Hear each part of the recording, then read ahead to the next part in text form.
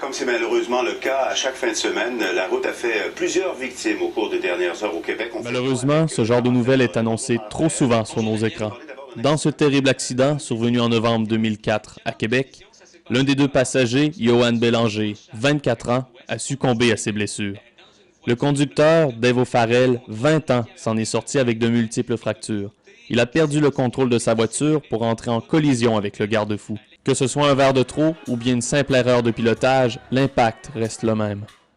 Après le drame, les saisons se succèdent, mais pour les familles touchées, le temps s'est arrêté.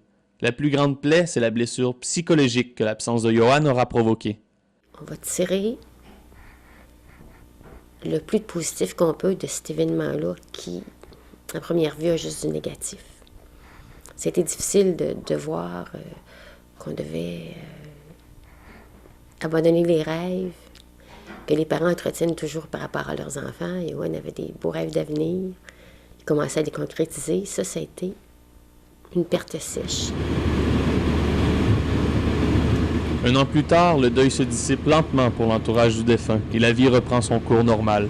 Mais pour le conducteur, Dave, la culpabilité et la solitude le persécutent constamment. C'est plus quand je suis tout seul le soir, tard le soir, vers 11h, 11h30, à minuit. Disons, le monde, quand le monde y sort, puis évidemment, il faut que je reste chez nous, puis blablabla. Comme évidemment, je travaille dans un bar, tout ça c'est correct la fin de semaine, mais c'est surtout quand je suis plus seul, là, le soir-là, j'y pense plus. Aujourd'hui, Dave est retourné à l'université et il est disc jockey les fins de semaine dans une discothèque à Plessisville. Au cours de ces soirées, c'est le moment idéal pour se faire des amis et oublier un peu la tragédie.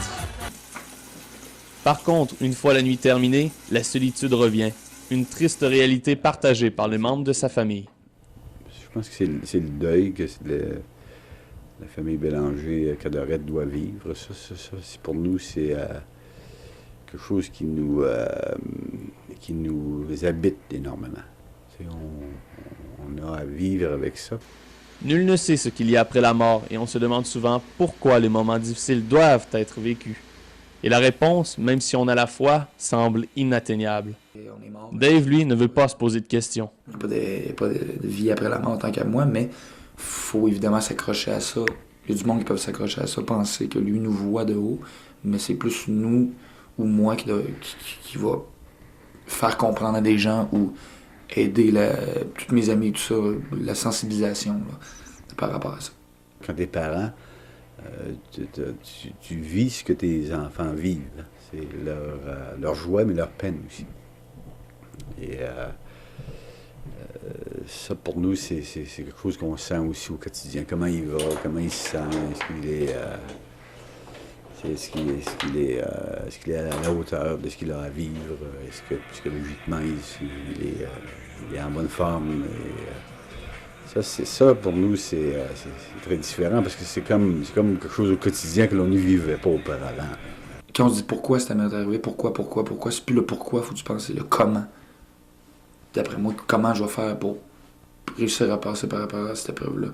Fait que pourquoi en pleurer, je suis mieux pas d'en rire, mais de me demander le comment m'en sortir et non le pourquoi ça m'est arrivé à moi. C'est plus le même qu'il faut penser là, après tant de temps. Là. Moi, personnellement, ce qui a changé le plus, c'est ma façon de vivre. Faut, tant qu'à moi, vivre chaque jour comme le dernier, parce que la vie est courte, puis elle n'est pas facile à vivre non plus.